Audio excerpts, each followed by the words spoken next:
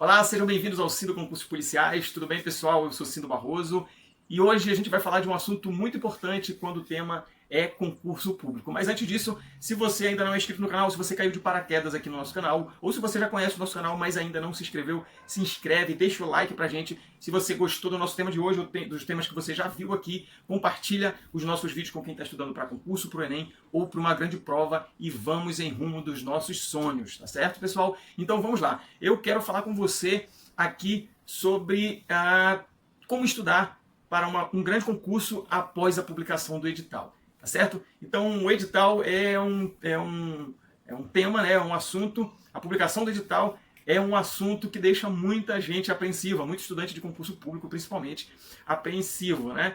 Porque é o momento que se aproxima ali a prova. Mas você pode utilizar melhor o seu tempo, você pode otimizar o seu tempo e fazer a coisa correta, estudar da forma correta após a publicação do edital. E eu vou contar um pouco da minha experiência, o que eu fiz nos diversos concursos que eu passei, como que eu fazia e para mim fez total sentido. Tá certo? Então vamos lá, segue o nosso vídeo. Bom, eu queria, antes de mais nada, só informar que no mês de março de 2019, o governo Bolsonaro ele publicou um novo decreto que traz algumas informações, traz algumas regulamentações, né, algumas mudanças nos editais de concurso público no âmbito federal.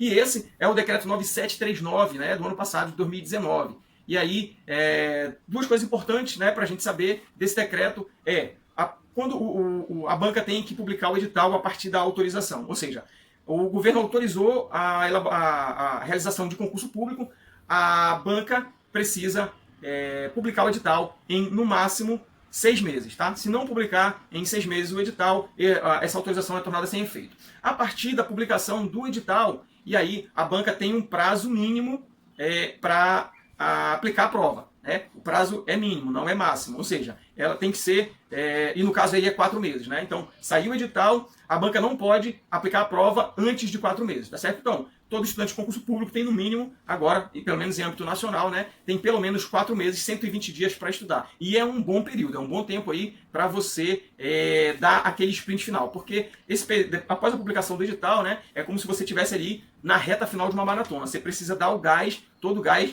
possível, aquele gás que você ainda tem, aquela energia que você ainda tem para se dedicar aí na reta final. E aí é o seguinte, então no mínimo 4 meses, às vezes pode passar um pouco mais, né, 5 meses. Antigamente esse prazo era menor, mas com esse novo decreto do ano passado, esse prazo é de pelo menos 5 meses entre a publicação do edital e a prova.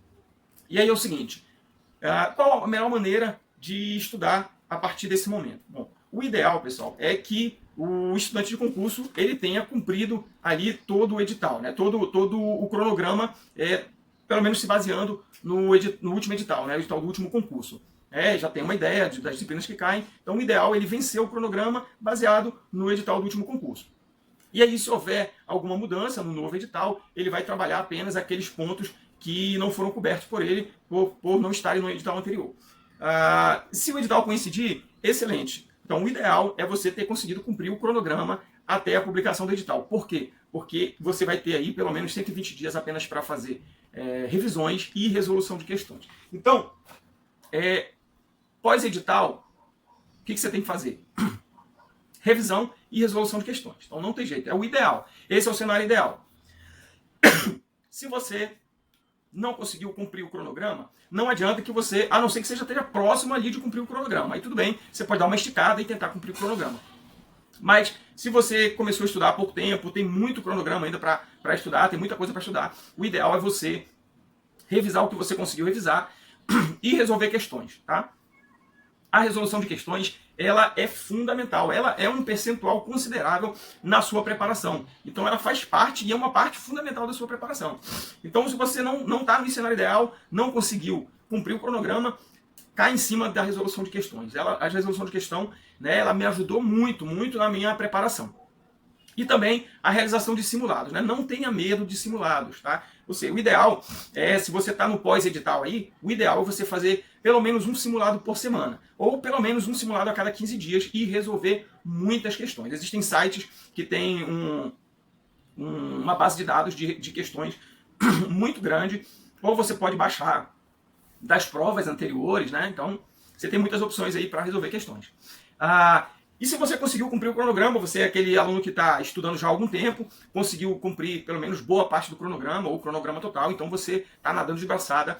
Foi o que aconteceu comigo na maioria das vezes. Eu tentava estudar com boa antecedência e isso me ajudou muito, tá certo? Então, se você está no cenário ideal, então agora mesmo que você vai cair em cima da revisão e da resolução de questões, tá? Então, quando você chegar no dia da prova, você vai parecer que você está resolvendo questões na sua mesa, na mesa da sua casa, tá certo? De tanto massificado que vai ficar o conteúdo, que vão ficar as questões, que as questões não tem jeito, elas se repetem. O elaborador da prova, ali ele tenta contar uma historinha, fazer algo diferente, montar um cenário. As provas hoje em dia são muito inteligentes, né? Principalmente a prova das boas bancas aí do Brasil, mas elas normalmente elas vão cair ali num ponto comum, que é a sua resposta, que é o que você precisa, né? A questão que você precisa resolver. Então, resolução de questões é a saída, pessoal. Revisão e resolução de questões. Essa é a minha dica de hoje.